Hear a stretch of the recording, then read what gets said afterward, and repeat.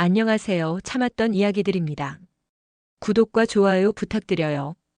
오늘 들려드릴 이야기는 한 남자의 고백입니다. 결혼 3년 차 35살 평범한 회사원의 이야기죠. 그는 사랑하는 여자를 만났고 그녀와 가정을 꾸렸습니다. 아이도 태어났고요. 누가 봐도 행복한 가정처럼 보였습니다. 하지만 그 안을 들여다보면 전혀 다른 풍경이 펼쳐집니다. 결혼은 두 사람이 만들어가는 여정이라고 합니다. 서로를 이해하고 배려하며 때로는 양보하고 때로는 부딪히면서도 함께 걸어가는 길이죠. 그런데 만약 그 길에서 한 사람만 걷고 있다면 어떨까요? 한 사람은 뒤돌아보지도 않고 저 멀리 앞서가는데 다른 한 사람은 그 뒷모습만 바라보며 혼자 걷고 있다면요. 오늘의 주인공은 바로 그런 사람입니다. 그는 아내를 사랑했습니다. 아내의 가족이 조금 특이하다는 걸 알았지만 사랑이면 충분하다고 생각했죠. 결혼하면 달라질 거라 믿었고 아이가 생기면 진짜 가족이 될 거라 기대했습니다. 하지만 현실은 그의 기대를 완전히 배신했습니다.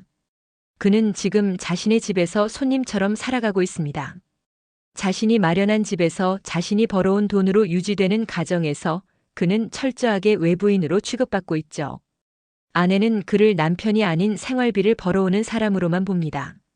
장인과 장모는 그를 가족이 아닌 딸의 선택으로만 여깁니다. 그리고 그는 매일 밤 혼자서 이 모든 것을 견디고 있습니다. 이혼을 생각해 봤냐고요? 물론입니다. 수없이 많이요. 하지만 재산 분할, 양육권, 주변 시선, 그리고 무엇보다 아이 생각에 매번 그 생각을 접었습니다. 참으면 되겠지, 시간이 지나면 나아지겠지, 그렇게 스스로를 설득하며 하루하루를 버텨왔죠. 그런데 어느 날 그는 깨달았습니다. 자신이 참고 있는 게 아니라 무너지고 있다는 걸요. 가족을 지키려고 애쓰는 게 아니라 가족이라는 이름의 감옥에 갇혀 있다는 걸요. 오늘 이야기는 그가 마침내 입을 열기로 결심한 순간부터 시작됩니다. 누군가에게는 공감이 될 것이고 누군가에게는 경고가 될 것입니다. 그리고 누군가에게는 지금 당장 무언가를 바꿔야 한다는 용기가 될지도 모릅니다. 그럼 이제 그의 이야기를 들어보실까요? 저는 그녀를 회사 동료의 소개로 만났습니다. 처음 본 순간부터 마음에 들었죠. 단정한 외모, 차분한 말투, 무엇보다 진지하게 이야기를 듣는 태도가 좋았습니다. 제가 하는 말에 고개를 끄덕이며 공감해주는 모습이 참 매력적이었어요. 소개팅 후 우리는 자연스럽게 연락을 주고받았고 한 달 만에 정식으로 사귀기 시작했습니다. 데이트는 즐거웠어요. 그녀는 제 이야기를 잘 들어줬고 저는 그녀를 위해 뭐든 해주고 싶었죠. 생일마다 선물을 준비했고 주말마다 데이트 코스를 짰습니다. 그녀가 좋아하는 음식점을 찾아다녔고 그녀가 보고 싶어하는 영화는 빠짐없이 함께 봤어요. 6개월쯤 사귀었을 때 그녀가 부모님을 소개시켜주고 싶다고 했습니다. 저는 기뻤죠. 진지하게 생각하고 있다는 신호니까요. 떨리는 마음으로 준비를 했습니다. 깔끔한 옷을 입고 머리도 단정하게 하고 선물도 신중하게 골랐어요. 처음 만난 장인과 장모님은 생각보다 차가웠습니다. 인사를 건넸지만 돌아온 건 짧은 대답뿐이었죠. 식사 내내 그들은 저에게 질문을 쏟아냈습니다. 어느 대학 나왔냐, 회사는 어디 다니냐, 연봉은 얼마냐, 집은 있냐, 부모님은 뭐 하시냐, 형제는 몇 명이냐. 마치 면접을 보는 기분이었습니다. 하나하나 대답했지만 그들의 표정은 계속 굳어 있었어요. 특히 제가 전세로 살고 있다고 했을 때 장모님의 눈빛이 확 달라졌습니다. 요즘 같은 세상에 전세라니. 집도 없이 결혼을 생각하는 거예요? 그 말에 저는 당황했습니다. 아직 결혼 이야기도 꺼내지 않았는데 이미 그쪽에서는 제 조건을 평가하고 있었던 거죠. 저는 얼른 설명했습니다. 지금 열심히 모으고 있고 1년 안에 집을 마련할 계획이라고요. 그제야 장인이 말했습니다. 그래요? 그럼 우리 딸 결혼시킬 때까지 집 마련해 놓으세요. 우리 딸은 고생시킬 수 없으니까. 그 자리는 어색하게 끝났습니다. 하지만 저는 그냥 첫 만남이라 그런 거라고 생각했어요. 장인, 장모가 딸을 아끼는 마음에 조금 까다롭게 구는 거라고요. 사실 이해도 됐습니다.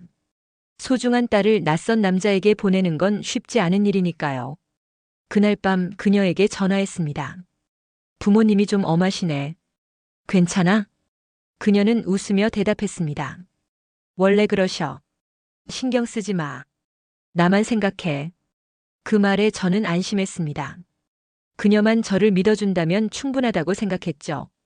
우리는 1년 반 정도 사귀다가 결혼을 결심했습니다. 저는 약속대로 집을 마련했어요. 대출을 받았지만 그래도 제 이름으로 된 아파트를 샀죠. 그녀에게 열쇠를 건네며 말했습니다. 우리 집이야. 여기서 행복하게 살자. 그녀는 기뻐했습니다. 하지만 장인과 장모는 달랐어요. 집을 보러 왔을 때 그들은 곳곳을 둘러보며 불만을 늘어놓았습니다. 이 정도 평수면 좀 작은 거 아니에요? 이 동네는 학군이 별로인데? 아, 그리고 이 집 옵션 좀 바꿔야겠어요. 우리 딸이 여기서 살려면 제대로 갖춰야죠. 저는 당황했습니다. 이미 제 능력 안에서 최선을 다해 마련한 집이었거든요. 하지만 장모는 계속해서 이것저것 요구했고 결국 저는 추가로 수백만 원을 들여 인테리어를 했습니다. 가전제품도 새로 사고 가구도 바꿨죠. 그때도 저는 생각했습니다. 아내가 편하게 살 수 있다면 그 정도는 투자할 수 있다고요. 결혼식 준비도 순탄치 않았습니다. 예식장, 메뉴, 하객 리스트, 신혼여행지까지 모든 게 그녀의 부모님 뜻대로 결정됐어요. 저는 의견을 내봤지만 번번이 묵살당했습니다. 신랑 쪽은 원래 조용히 따라주는 거예요. 우리 딸 결혼식인데 우리가 챙기는 게 당연하죠. 심지어 비용도 반반이 아니었습니다. 신랑 측이 더 많이 부담하는 게 당연하다며 결혼 비용의 70%를 제가 냈죠. 제 부모님은 조용히 제 결정을 존중해 주셨지만 속으로는 많이 속상해하신 걸 알았습니다. 그래도 저는 참았습니다. 결혼식 한 번이면 끝이라고 생각했으니까요. 결혼 후 첫 한 달은 평화로웠습니다. 신혼여행에서 돌아온 우리는 새 집에서 행복한 시간을 보냈죠. 아침에 함께 일어나 아침을 먹고 퇴근하면 같이 저녁을 준비했습니다. 주말에는 근처 카페를 찾아다니며 데이트도 했어요. 하지만 그 평화는 오래가지 않았습니다. 어느 날 아내가 말했습니다. 오늘 저녁에 우리 엄마 아빠 오신대. 집들이 겸 저녁 먹자고 하셔. 저는 흔쾌히 그러자고 했죠. 처음으로 우리 집에서 가족끼리 모이는 거니까요. 그런데 그날 저녁 장인과 장모가 오셨을 때 분위기가 이상했습니다. 그들은 집 안을 둘러보며 또 이것저것 지적했어요. 여기는 왜 이렇게 어둡지? 이 소파는 불편해 보이는데? 냉장고가 너무 작아. 우리 딸 먹을 거 제대로 채워넣을 수 있어?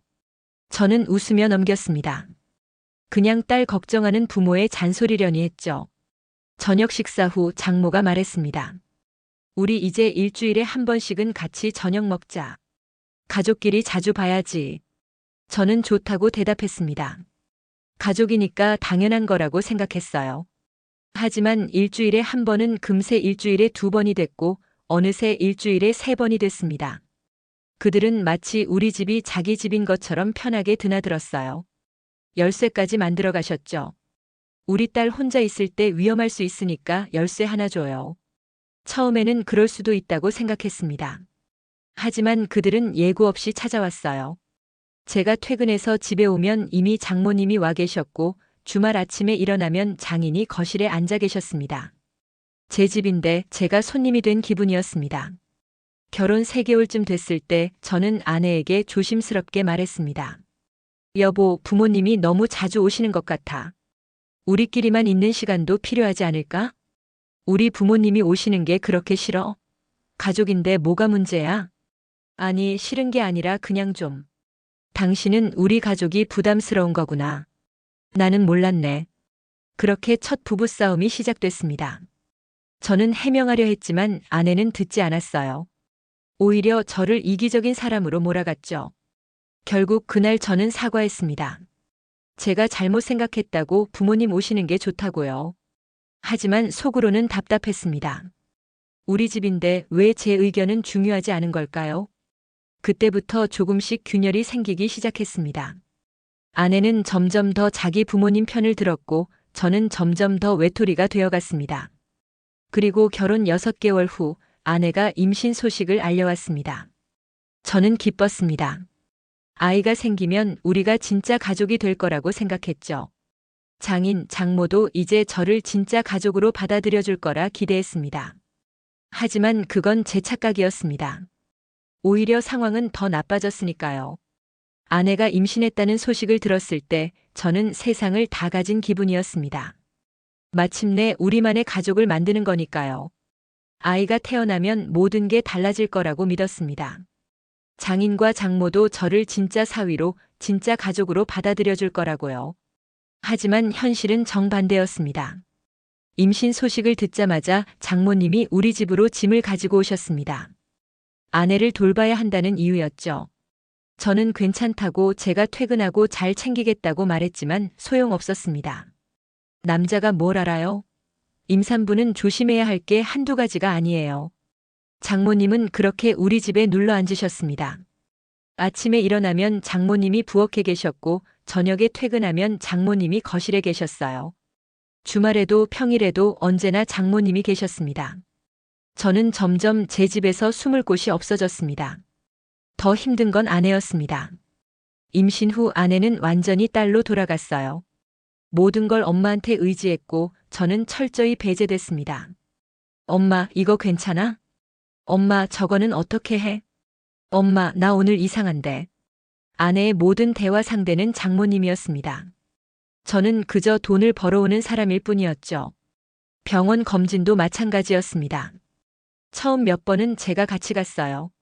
하지만 장모님이 매번 따라오셨고 진료실 안에서도 장모님이 의사에게 질문했습니다.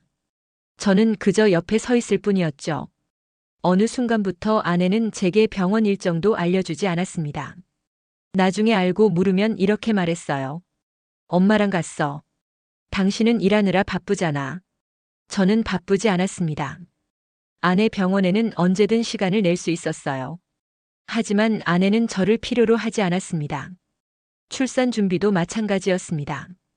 육아용품, 아기 옷, 유모차 모든 걸 장모님과 아내가 함께 골랐어요. 제 의견을 물어보지도 않았죠. 제가 뭘 사고 싶다고 하면 장모님이 이렇게 말했습니다. 그런 건 실용적이지 않아요. 우리가 알아서 할 테니까 돈만 벌어와요. 저는 지갑이었습니다. 걸어다니는 ATM이었죠. 드디어 출산일이 다가왔습니다. 저는 며칠 전부터 휴가를 냈어요. 아내 곁에 있고 싶었거든요. 하지만 출산 당일 병원에서 장인과 장모는 저를 밀어냈습니다. 여기는 우리가 있을게요. 밖에서 기다리세요. 우리 딸이 힘들어하는데 남자가 뭘 해요? 저는 분만실 밖에서 혼자 기다렸습니다. 아내의 비명소리가 들렸지만 들어갈 수 없었어요. 장인과 장모가 안에 있었으니까요. 아이가 태어났다는 소식을 듣고 분만실로 뛰어갔습니다. 하지만 그곳에서 본 건 아내와 아기를 안고 있는 장모님, 그리고 그 옆에서 흐뭇하게 웃고 있는 장인이었습니다. 저는 한참 뒤에야 아이를 안아볼 수 있었습니다. 그때 깨달았어요. 아이가 태어나도 달라지는 건 없다는 걸요. 아이가 태어난 후 장모님은 완전히 우리 집에 정착하셨습니다. 산후조리원에서 나온 후에도 장모님은 집을 떠나지 않으셨어요. 아내와 아이를 돌봐야 한다는 이유였죠. 자네는 회사도 다녀야 되는데 우리 딸 혼자 어떻게 애를 키워요? 저는 반박할 수 없었습니다. 실제로 육아는 힘든 일이니까요. 하지만 저도 도울 수 있었어요. 퇴근하고 집에 와서 기저귀도 갈고 분유도 타고 아이를 재울 수도 있었죠. 하지만 기회가 주어지지 않았습니다. 아이가 울면 장모님이 달려갔고 기저귀를 갈 때도 장모님이 했습니다. 제가 하겠다고 하면 이렇게 말했어요. 서투르게 해서 애 다치면 어떡해요? 가만히 있어요. 아내도 마찬가지였습니다. 제가 아이를 안으려고 하면 불안한 눈빛으로 쳐다봤죠. 조심해. 목 받쳐. 그렇게 안으면 안 돼. 아, 그냥 내가 할게. 결국 저는 아무것도 할 수 없었습니다. 제 아이인데도 저는 구경꾼이었어요. 주말에도 마찬가지였습니다. 저는 아이와 시간을 보내고 싶었지만 언제나 장모님이 가운데 있었습니다. 장모님이 아이를 돌보고 아내가 옆에서 돕고 저는 그저 지켜볼 뿐이었죠. 심지어 밤에도 마찬가지였습니다. 아이가 밤에 울면 장모님이 벌떡 일어나 아이를 달랬어요. 제가 일어나려고 하면 장모님이 손을 저으며 말했습니다. 내가 볼 테니까 자요. 내일 출근해야 하잖아요. 저는 아빠인데 아빠 노릇을 할 수 없었습니다. 어느 날 밤 저는 아내와 진지하게 대화를 나눠보기로 했습니다. 장모님이 낮에 잠깐 외출한 사이 저는 용기를 내서 말을 꺼냈어요. 여보, 우리 얘기 좀 하자. 무슨 얘기? 요즘 우리 대화가 너무 없는 것 같아. 그리고 장모님이 너무 오래 계시는 것 같고. 뭐가 문제야? 엄마가 나랑 애 돌보는 거 당신한테 피해주는 거 있어? 피해는 아니지만 그래도 우리끼리만 있는 시간도 필요하지 않을까? 우리 가족인데. 우리 엄마도 가족이야. 당신은 우리 엄마가 여기 있는 게 싫은 거야? 그게 아니라 우리도 부부로서 시간이 필요하다는 거지. 아이도 우리가 키워야 하는 거 아니야? 우리가 키운다고? 당신이 뭘 해? 회사 갔다 오면 피곤하다고 눕기만 하잖아. 기저귀 한번 갈아본 적 있어? 밤에 애 울 때 일어나 본 적 있어? 당신은 아무것도 안 하면서 무슨 소리야? 저는 할 말을 잃었습니다. 제가 하려고 해도 기회를 주지 않았던 건 그들이었는데 이제 와서 제가 안 했다고 비난하는 겁니까? 나도 하고 싶었어. 근데 장모님이랑 당신이 안 시켜줬잖아. 안 시켜준 게 아니라 당신이 못 믿어온 거지. 서툴게 해서 애 다치면 누가 책임져? 처음부터 잘하는 사람이 어디 있어? 나도 배워야. 시간 없어. 애는 지금 당장 돌봐야 하는데 당신 교육시킬 시간 어디 있어? 결국 그날도 싸움으로 끝났습니다.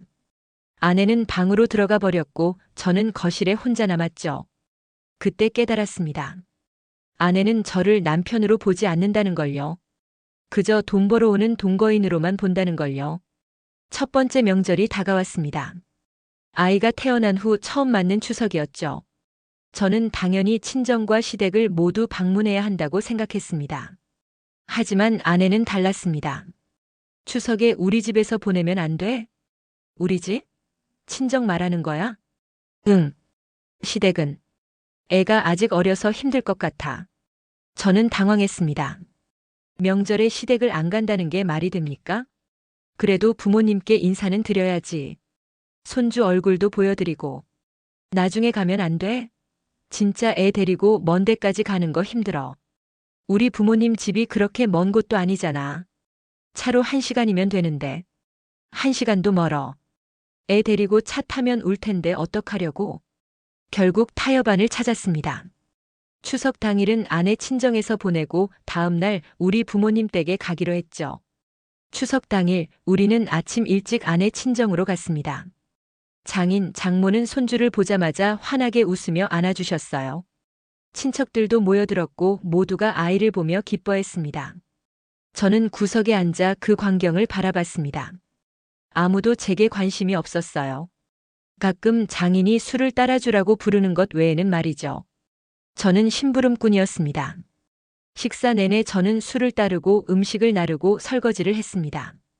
아내는 친정 식구들과 담소를 나누며 편하게 앉아 있었죠. 저녁이 되어서야 우리는 집으로 돌아갔습니다. 다음 날 우리 부모님 댁에 가기로 했으니까요. 하지만 다음 날 아침 아내가 말했습니다. 미안한데 오늘 못 갈 것 같아. 애가 어젯밤에 많이 힘들어했어. 컨디션이 안 좋아. 그럼 조금 쉬었다가 오후에 가자. 오후도 힘들 것 같아. 그냥 당신 혼자 다녀와. 저는 화가 났습니다. 아이는 어제 친정에 있을 때는 멀쩡했거든요. 어제는 괜찮았잖아. 왜 갑자기? 어제는 우리 집이라 편했으니까. 낯선 곳에 가면 애가 스트레스 받아. 우리 부모님 집이 낯선 곳이야? 거기도 손주 집이야. 됐어. 나는 안 갈 거야. 당신이 알아서 해. 결국 저는 혼자 부모님 댁에 갔습니다. 부모님은 손주를 보고 싶어 하셨지만 저는 아무 말도 할 수 없었어요.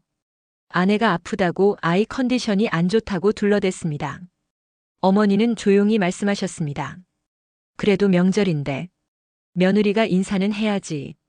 저는 고개를 숙였습니다. 변명할 말이 없었으니까요. 그날 이후로 명절은 저에게 악몽이 됐습니다. 매번 똑같은 패턴이 반복됐죠. 아내 친정에는 당연히 가고 우리 부모님 댁에는 핑계를 대며 안 가거나 짧게만 들렀다 왔습니다. 아이가 돌이 지나면서 경제적 문제가 심각해지기 시작했습니다.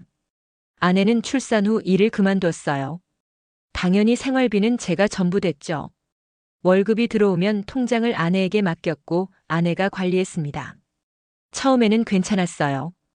아내가 알뜰하게 살림을 꾸려주리라 믿었으니까요. 하지만 점점 이상한 일이 생기기 시작했습니다. 제 카드로 고액 결제가 자주 일어났어요. 백화점, 명품 브랜드, 고급 레스토랑. 물어보면 아내는 이렇게 말했습니다. 엄마랑 나갔다가 필요한 거 샀어. 이게 필요한 거였어? 당신은 내가 뭘 사든 뭐라 하네. 나도 사람인데 좋은 것 좀 사면 안 돼? 저는 반박할 수 없었습니다. 아내가 집에서 육아를 하고 있으니 그 정도 보상은 해줘야 한다고 생각했으니까요. 하지만 지출은 계속 늘어났습니다. 제 월급으로는 감당이 안 될 정도로요. 어느 날 통장 잔고를 확인했습니다. 거의 바닥이었어요. 놀라서 아내에게 물었죠. 여보, 돈이 왜 이렇게 없어? 내가 매달 넣는데. 생활비가 얼마나 드는지 알아? 애 키우는데 돈이 얼마나 들어가는데. 그래도 이 정도까지는. 당신이 돈을 너무 안 벌어오는 거야. 요즘 이 돈 갖고 어떻게 살아? 저는 할 말을 잃었습니다. 제 연봉이 적은 건 아니었거든요. 평균 이상은 벌었어요. 그런데 그 돈이 다 어디로 가는 걸까요? 나중에 알게 됐습니다. 아내가 친정에 돈을 대주고 있었다는 걸요. 장인이 사업을 한다며 돈이 필요하다고 했고 아내는 제 통장에서 수백만 원을 빼서 드렸습니다. 제게 물어보지도 않고요. 알게 된 건 우연이었습니다. 카드 명세서에 큰 현금 인출이 찍혀 있었거든요. 이게 뭐야? 이 돈 어디 쓴 거야? 우리 아빠 사업 자금 좀 드렸어. 뭐? 내 돈을 왜 맘대로? 우리 돈이지 당신 돈이야? 우리 가족인데 도와주는 게 당연한 거 아니야? 그래도 물어봐야지. 이게 얼만데? 당신은 우리 부모님 도와주기 싫은 거야? 그렇게 이기적이야? 또 제가 이기적인 사람이 됐습니다. 제 돈을 제 허락도 없이 쓰는데 화를 내는 제가 이기적인 사람이 된 겁니다. 그 후로도 몇 번 더 있었습니다. 장모님 병원비, 친정집 수리비, 명목은 달랐지만 결과는 같았어요. 제 돈이 친정으로 흘러갔습니다. 저는 통장을 따로 만들었습니다. 아내 몰래 월급의 일부를 빼돌려 숨겨뒀죠. 나중을 위해서, 정말 급할 때를 위해서. 하지만 그것도 들키고 말았습니다. 당신 몰래 통장 만들었어? 나한테 돈 숨기고 있었던 거야? 아니, 그게 아니라. 이게 바람 피우는 거 아니야? 딴 여자한테 돈 쓰려고. 무슨 소리야? 그냥 비상금. 비상금? 나한테 말도 안 하고. 당신 정말 최악이다. 결국 그 통장도 아내에게 넘겨야 했습니다. 저는 완전히 경제적 자유를 잃었습니다. 제가 번 돈인데 제 마음대로 쓸 수 없었어요. 커피 한 잔 사 먹으려 해도 아내 눈치를 봐야 했습니다. 아이가 크면서 더 심해졌습니다. 저녁을 먹는 동안 장모님과 아내는 계속 이야기를 나눕니다. 오늘 아이가 뭘 했는지, 어디 놀러 갔는지, 무엇을 배웠는지. 저는 그 이야기를 듣지만 끼어들 수 없어요. 가끔 제가 말을 걸면 짧게 대답하고 다시 자기들끼리 이야기합니다. 저녁을 다 먹으면 설거지를 합니다. 제 그릇은 제가 씻어야 하니까요. 가끔 다른 그릇도 씻지만 고맙다는 말은 없습니다. 그 다음은 방으로 들어갑니다. 할 일이 없어요. 아이는 장모님과 아내가 재우고 저는 그저 방에서 시간을 보냅니다. 유튜브를 보거나 게임을 하거나 그냥 누워있거나. 밤 11시쯤 아내가 방으로 들어옵니다. 아이를 재우고 온 거죠. 피곤해. 그리고는 바로 누워 잡니다. 대화는 없어요. 애정 표현도 없고 안부를 묻는 것도 없습니다. 저는 혼자 핸드폰을 보다가 자정쯤 잠듭니다.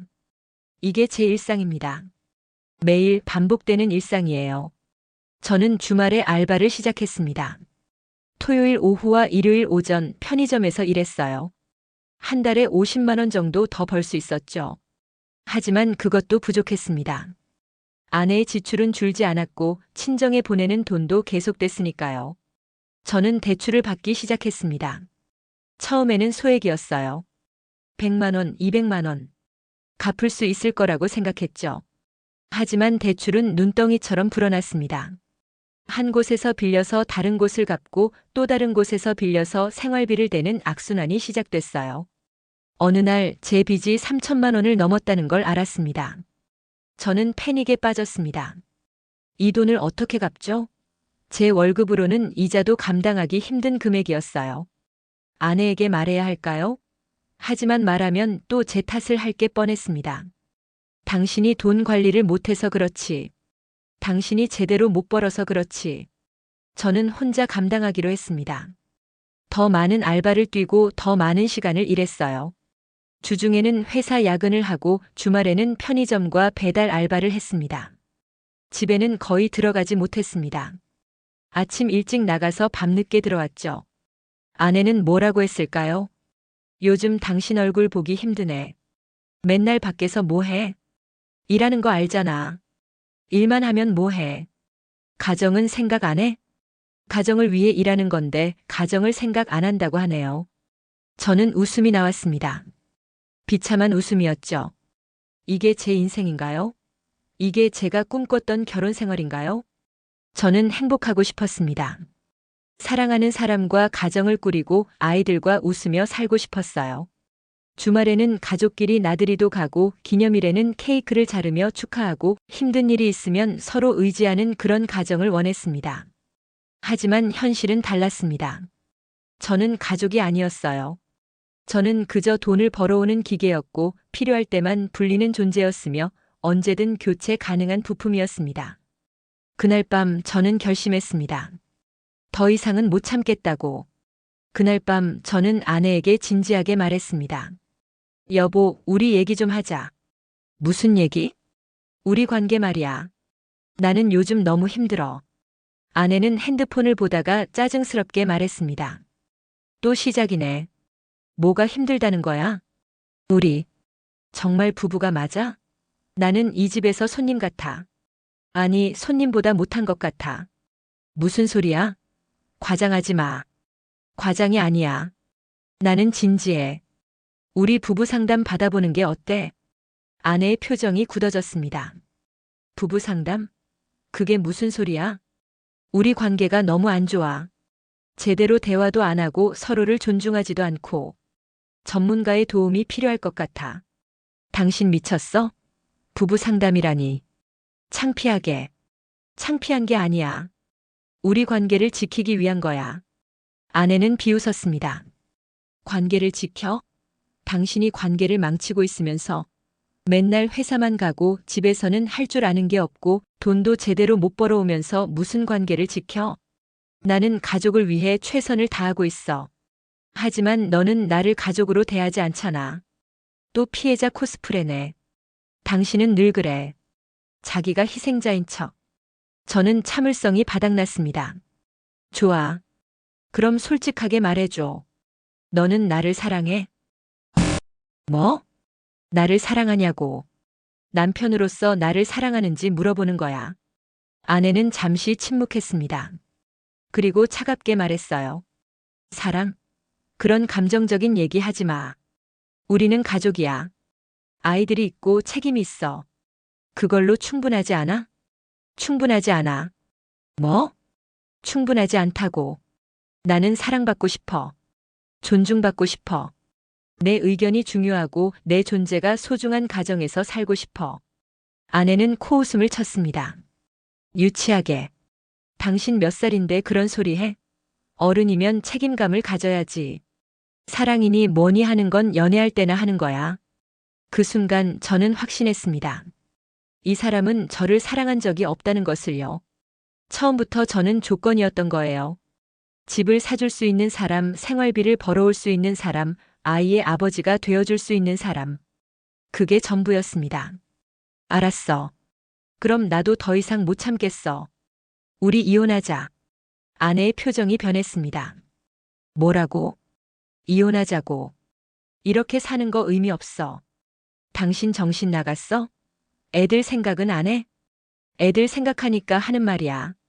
이런 가정에서 자라는 게 애들한테 좋을 것 같아? 아빠가 무시당하고 존중받지 못하는 걸 보고 자라는 게 당신이 잘못해서 그런 거잖아. 내가 뭘 잘못했는데? 돈을 못 벌어? 집안일을 안 해? 아니면 당신 부모님한테 잘못해? 아내는 말문이 막혔습니다. 나는 최선을 다했어. 하지만 당신과 당신 가족은 그걸 당연하게 여겼어. 나를 사람으로 대하지 않았어. 그런 관계를 계속 유지할 수는 없어. 이혼하면 당신 손해야. 재산 분할, 양육비 다 생각해봤어? 생각했어. 그래도 이대로 사는 것보다는 나아. 아내는 당황했습니다. 제가 진심이라는 걸 알았으니까요. 당신, 진짜 이러려고? 응, 진짜야. 좋아, 그럼 이혼해. 근데 나 만만하게 볼 생각하지 마. 집도 반줘야 하고, 양육권도 내가 가질 거야. 양육비도 제대로 받을 거고. 그렇게 하자. 저는 더 이상 물러서지 않았습니다. 이혼 소송은 생각보다 힘들었습니다. 아내 측 변호사는 저를 최악의 남편으로 만들려고 했어요. 피고는 가정을 돌보지 않았습니다. 육아에 참여하지 않았고 집안일도 하지 않았으며 배우자와 소통하지 않았습니다. 피고는 경제적으로도 무능했습니다. 빚을 지고 있으며 가족을 제대로 부양하지 못했습니다. 피고는 정서적으로 불안정합니다. 감정 조절에 문제가 있으며 배우자를 괴롭혔습니다. 모두 거짓이거나 왜곡된 내용이었지만 법정에서는 증명해야 했습니다. 제 변호사는 반박했습니다. 원고 측 주장은 사실과 다릅니다. 피고는 육아에 참여하려 했으나 원고와 원고 모친이 배제했습니다. 피고가 진 빚은 가족 생활비와 원고 친정 지원을 위한 것이었습니다. 피고는 원고로부터 지속적인 정서적 학대를 받았습니다. 법정 공방은 몇 달간 계속됐습니다. 증인 신문도 있었어요. 장모님이 증인으로 나오셨습니다. 사위는 무책임한 사람입니다. 딸과 손주들을 제대로 돌보지 않았어요. 저는 그 말을 들으며 참아야 했습니다. 제 부모님도 증인으로 나오셨어요. 우리 아들은 가정을 위해 최선을 다했습니다. 하지만 며느리와 사돈께서 아들을 존중하지 않으셨어요. 양측의 주장은 평행선을 달렸습니다. 가장 힘든 건 양육권 문제였습니다. 저는 아이들을 키우고 싶었어요. 제대로 된 아빠가 되고 싶었습니다. 하지만 현실은 냉혹했습니다. 조사관이 와서 면담을 했어요. 자녀들과 얼마나 시간을 보내셨나요? 많이는 못 봤습니다. 일 때문에요. 기저귀를 갈아본 적은 몇 번 안 됩니다. 밤에 재워본 적은 없습니다. 자녀들의 좋아하는 음식은 아시나요? 잘 모르겠습니다. 질문이 계속될수록 저는 무너졌습니다. 저는 아이들에 대해 아는 게 없었어요. 조사관의 보고서는 예상대로였습니다. 자녀들은 모친과 강한 애착 관계를 형성하고 있으며 부친과는 친밀도가 낮습니다. 현재 양육 환경을 고려할 때 모친에게 양육권을 부여하는 것이 자녀의 복리에 부합합니다. 저는 양육권을 잃었습니다. 판결문을 받아들고 저는 법원 복도에 주저앉았습니다. 제 아이들인데 저는 일주일에 한 번 4시간만 만날 수 있는 면접 교섭권만 받았습니다. 집은 팔렸습니다. 그리고 절반을 아내에게 줘야 했어요. 대출을 갚고 나니 제 몫은 얼마 남지 않았습니다. 그 돈으로 작은 원룸을 얻었죠. 결혼 전에 살던 것보다도 작은 집이었습니다. 양육비는 월 120만 원으로 결정됐습니다. 남은 돈으로 생활하려니 빠듯했습니다. 저는 여전히 알바를 해야 했죠. 이혼 후 몇 달간 저는 방황했습니다. 일을 하고 알바를 하고 집에 돌아와 멍하니 천장을 보는 날들이 계속됐어요. 친구들이 연락했지만 만날 기력이 없었습니다. 나 괜찮아. 그냥 좀 쉬고 싶어. 하지만 괜찮지 않았습니다. 어느 날 회사 동료가 말했습니다. 형, 상담 한번 받아보는 게 어때? 나도 힘들 때 받았는데 도움됐어. 처음에는 거부했습니다. 하지만 계속되는 불면과 우울감을 견딜 수 없어서 결국 상담센터를 찾아갔습니다. 상담사는 제 이야기를 들어줬습니다. 판단하지 않고 조언하지 않고 그저 들어줬어요. 많이 힘드셨겠어요. 그 한마디에 저는 울음을 터뜨렸습니다. 몇 년 만에 처음 누군가 제 감정을 인정해준 순간이었습니다. 상담을 받으며 저는 조금씩 회복했습니다. 저는 조금씩 일상을 되찾기 시작했습니다. 아침에 운동을 시작했어요. 몸을 움직이니 마음도 조금 나아졌습니다. 오랜만에 책도 읽고 영화도 봤습니다. 친구들과도 다시 만나기 시작했어요. 형, 많이 힘들었지? 응. 근데 이제 좀 괜찮아. 우리가 있잖아. 힘들면 언제든지 말해. 친구들의 지지가 큰 힘이 됐습니다. 저는 자유롭습니다. 결혼이라는 이름의 감옥에서 나왔고, 이제는 제 삶의 주인으로 살아가고 있습니다. 누군가는 제 선택을 이해하지 못할 수도 있습니다. 아이들을 위해 참지 그랬어. 조금만 더 노력하지. 이혼은 너무 극단적이야. 하지만 저는 압니다. 그 감옥에서 계속 살았다면 저는 무너졌을 거라는 걸요. 정신적으로, 육체적으로 완전히 무너졌을 겁니다. 그렇게 무너진 제가 아이들에게 좋은 아빠가 될 수 있었을까요? 아니었을 겁니다. 지금은 비록 일주일에 한 번이지만 저는 온전한 제 모습으로 아이들을 만납니다. 웃으며 사랑하며 함께 시간을 보냅니다. 그게 더 낫다고 생각합니다. 관계는 혼자서는 만들 수 없습니다. 두 사람 모두가 노력해야 하고 서로를 존중해야 하며 함께 걸어가야 합니다. 만약 상대가 그럴 의지가 없다면 당신이 아무리 노력해도 소용없습니다. 그때는 용기를 내세요. 떠나는 것도 용기입니다.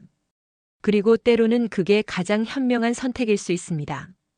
당신의 삶은 당신의 것입니다. 누구도 당신을 감옥에 가둘 권리는 없습니다. 가족이라는 이름으로도 사랑이라는 이름으로도요. 자유로워지세요. 그리고 진짜 당신의 삶을 사세요. 저는 이제 제 삶을 살고 있습니다. 감사합니다.